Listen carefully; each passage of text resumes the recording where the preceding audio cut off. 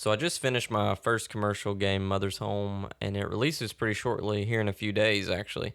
It's on October 24th. It's actually not my first game I published. I published a game 16 years ago, and yeah, we'll put a pin in that video. A little rough.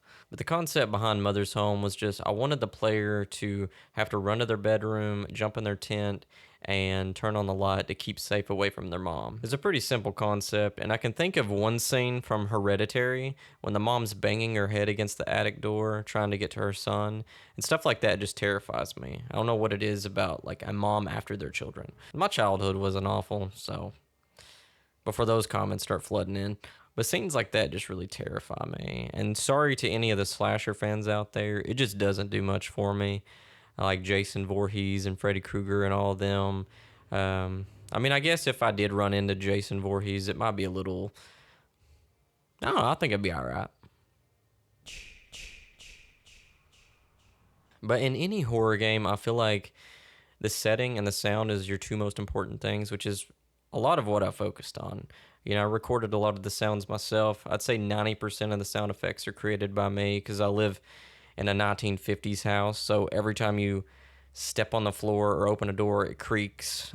And it sounds like you're going to fall through the floorboards. But it kind of worked out for this game. This was a 10-month project, though, and I feel like I learned a lot going through it, including task management and knowing the right things to work on. Because I had to cut out a lot of just I have this idea, I have this idea. Okay, what's more important? Finishing the game.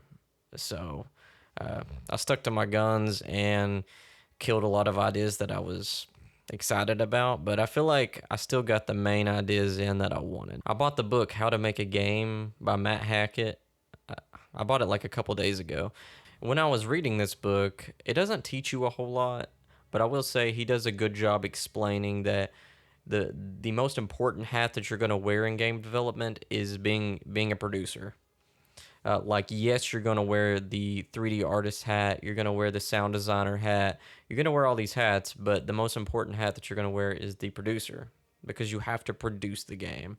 You know, sometimes that means finding people to help, but it is a short book, and you get nuggets of information that's useful.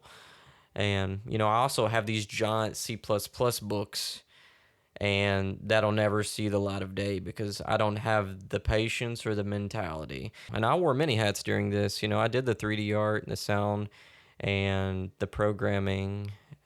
I wore a lot of hats, but it's mostly because I wanted to. And also, SpaceWheel's a startup, so I don't have a whole lot of money to fork out to workers and, you know, get contractors for things. But that's okay. I mean, I can't do a woman's voice, so of course I had to find voice actors for that. Yeah. Should have been you. Oh, maybe I could. My favorite part of game development is 3D art, so, you know, I really enjoy doing that. Opening up Blender and throwing on some music and just spending a few hours on something. And also, a side note, the hill I'm willing to die on is I will never use AI generated content. I don't care how good it gets, it doesn't matter to me. I refuse to use it, and I'll stick by that. That's partially why I think older games are just way more appealing, because people had to learn the craft and they were way more passionate about what they were making. And now it just seems like it's how fast you can get a game out. I worked on the game 2 hours a day on average, sometimes 3, sometimes less. It just depended. But it made me really focus on what I was working on that day, because I have to get this done. You know, I have to make sure that the tasks are getting completed and they're not just setting in my backlog for me to just, you know, cry over the next day. Originally, the game was supposed to have the mother and the father in the game, but I quickly decided I have to cut out the dad, because the mother alone, I modeled it, sculpted it, textured it, retopologized, all that, and it took like 2 months to make. So I knew if I made the dad model, it was just going to be another 2 months, and I really needed to work on other parts of the game. It is true what they say. However long you think it's going to take, double it. More importantly, I loved working on this game, and I feel way more confident in working in the Unreal Engine. And I have 3 game design documents made, and I'm deciding now which one I want to go forward with for the next game, and I think the next game will be 10 times better. And I hope the game after that is 20 times better. Yeah, we can all hope. Whatever money Mother's Home makes, majority is just going to go right back into the studio in making the next game until I can eventually make my dream game. In the meantime, though, take care. If you want to wishlist Mother's Home, I'll leave the link down below.